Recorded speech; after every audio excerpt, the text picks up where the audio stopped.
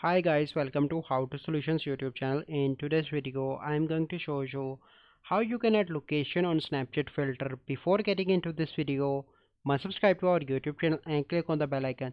So the first step is you need to do is to open your location on your smartphone, or if you are on Android, you simply need to go into the settings and turn on location. As you can see that my location is turned on for this device. Let me show you. As you can see that, so once you complete that step, you simply need to go into the Snapchat application, and then you need to click on the picture like I am doing, as you can see that, and then you need to click on the third icon on the right top, and here you can see the option of location.